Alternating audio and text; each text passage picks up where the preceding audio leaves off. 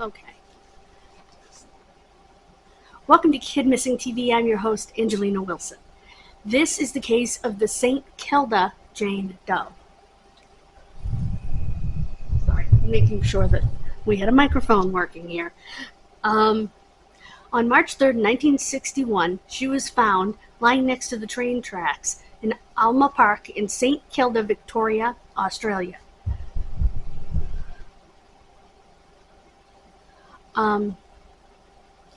She died of natural causes. She had a very high concentration of alcohol in her system. She was a white female, approximately 55 years in age, 173 centimeters tall. Ooh, let me look that up.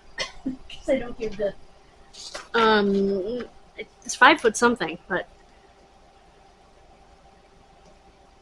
Okay, let's see this. I'm sorry, guys. 173 centimeters.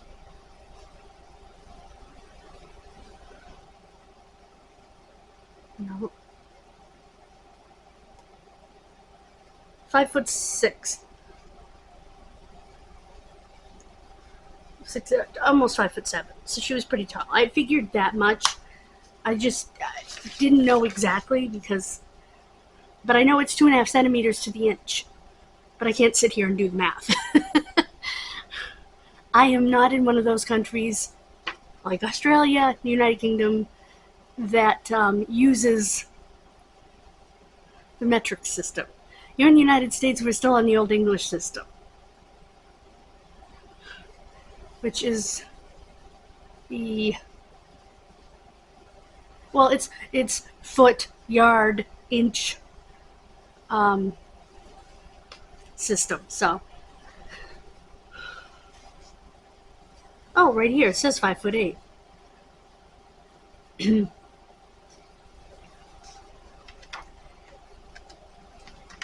They found her wearing a red and white blouse, a black skirt, a red cardigan, a dark gray overcoat, and black shoes. Okay, for those of you who maybe don't know the difference between a shirt and a blouse, a blouse is usually a pretty button-down shirt. They're buttoned down. And they're usually a little dressier than a standard button-down shirt or t-shirt or anything like that, or even a pullover. So that's what a blouse is in America. And I'm assuming that's what it was over there. I know, like, a jumper is a sweater in England. So if they say someone's wearing a jumper, they're not wearing what I'm currently wearing, which in the United States is a jumper. So, which is a one-piece outfit. It's a jumper, a jumpsuit. But not in the UK. And probably not, I'm guessing, in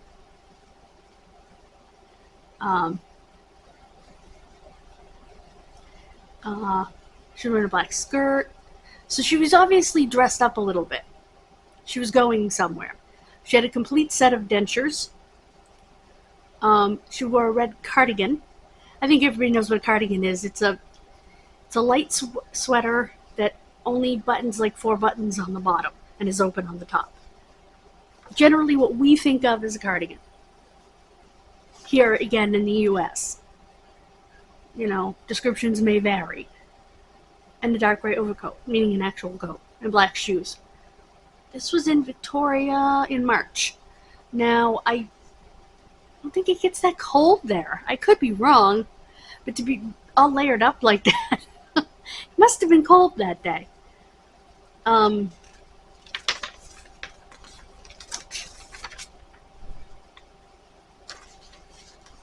Okay, well, I have two different cases on this piece of paper for some reason, but anyway. She had a slim build. They don't give an approximate weight. She's been unidentified for 63 years. right? 61, 71, 81, 91, 61 to 71, 81, 91, 01, 11, 21 is 60. 22, 23, 24. Yeah, 63 years. Because sometimes when they write these, they've written them a long time ago. I'm wondering if this woman, because she was found, it doesn't say what time of day. That would be helpful. Was she found at night? Was she found during the day? And how long, what was her postmortem interval? Also doesn't say that. I didn't find very much on her, unfortunately. Didn't find very much on the Woman in Yellow either, which is coming this month. It almost sounds to me like she left a party drunk and ran into some, shall we say, misadventure somehow and ended up dead. I don't think it was necessarily natural causes so much as an accident, perhaps, because she was drunk and therefore not stable. Because it says, how did they put it? A significant amount or a large amount? High concentration of alcohol. It would be interesting to know exactly what the BAC was. But we don't know how long she had been there.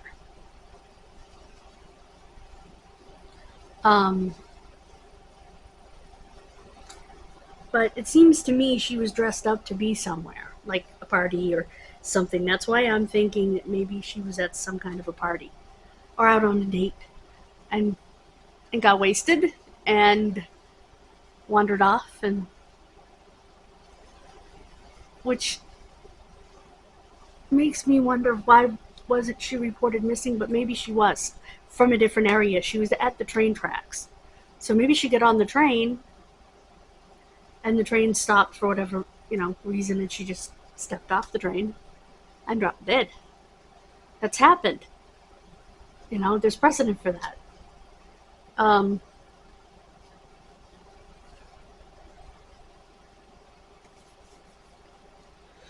Excuse me. Matter of fact, there was a case on Unsolved Mysteries of a man last seen on a train.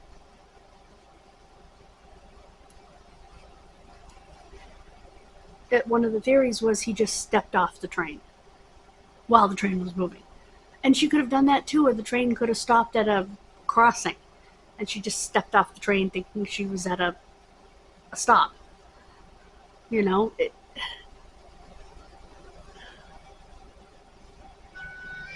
Oh my gosh.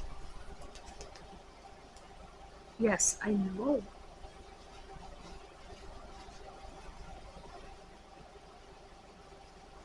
I have about a zillion messages. Delete.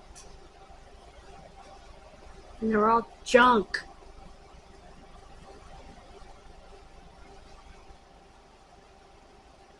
There.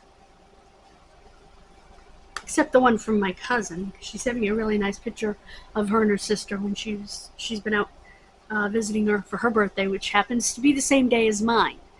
I turned 50 and she turned 70. I love you, Bonnie. I want to meet you in person.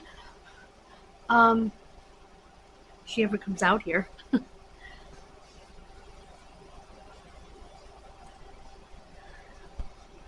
Excuse me.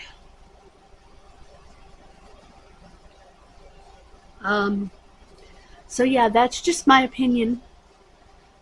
I think there's more to the story than we've been given. And if she did step on a train, she might have been reported missing in a different, I was going to say province, but they call them states, just like we do, in a different state of Australia. Australia is a monstrosity of an island. It's monstrously huge. It's the biggest single island in the world. I'm pretty sure I'm correct on that. And so if she came from another state and ended up in Victoria, who knows where the train could have come from? She was beside the tracks, and that just makes me wonder. Let me know what you think of my ideas on this case. I'm going to keep researching because I have a lot of questions that are unanswered by the research I was able to do. One thing that I would like to be able to do is get a VPN so that I can click on Australia, say I'm in Australia, and look up these does and these missing people and get Australian articles because they're in English, and maybe get better results and a better video. But I can't do that until I'm monetized. And that takes 10,000 subscribers, guys. But it takes 1,000 to go live. And what I would like to do is make that 1,000 by New Year's. So we can have our first live video here on Kidmissing. I'm going to make 1,000 by New Year's. So that's the goal for the channel. 1,000 by New Year's. And we can do it. Some months we average 28 subscribers. Some months we get 18, some months we get 8. But if we get that many subscribers every month, we can do it by New Year's. So, on the other channel, I'm just looking for 200 by Labor Day. So, and I'm looking for between 10 and 50 subscribers on the new channel by Labor Day. So, and check out the new channel. I will put the link in the description. I'll add it to the permalinks. It's called Punky's Pro Wrestling. It's an offshoot of my other channel, Punky's World, my vlog channel. It's an offshoot of that, and I put many of the videos in my wrestling playlist on Punky's World into Punky's Pro Wrestling. That's been a dream a long time coming. That channel was just sitting there doing nothing with my name on it, just because that was from my main sign-in to Google. So I had that extra channel. So I said, you know what? I'm going to actually do something with the channel. Tomorrow, if I actually get up on time, I want to make an intro video.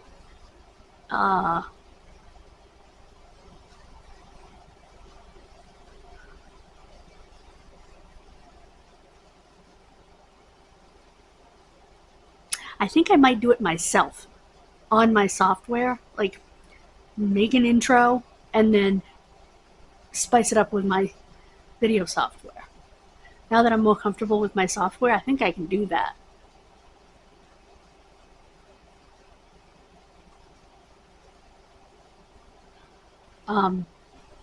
Spice it up. So that's what I think I'll do with that tomorrow, because I got up so late today because I didn't sleep. Horrible. Horrible, horrible, horrible. And this side of my nose was so stuffed up that it was just all in my cheek and everywhere else. So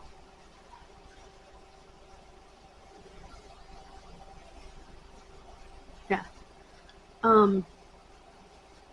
Not only that, I couldn't stop my mind from racing. So, and they would have canceled my appointment for my sleep study anyway, because the girl that was supposed to do it got COVID. So, whatever. So, I am looking for my Olympic pin because I do not want to find it by way of my foot. But neither Diane nor I saw it, so it must be underneath something. That's all I can say. Because yeah, that would suck.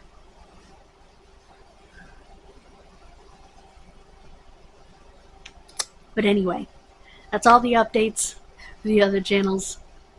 Thank you for listening to that.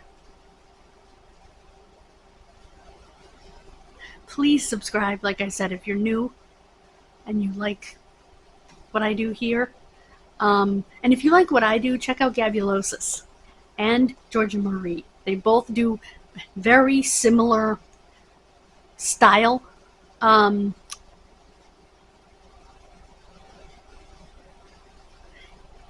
Gabby does all cases that are all 20 years or older.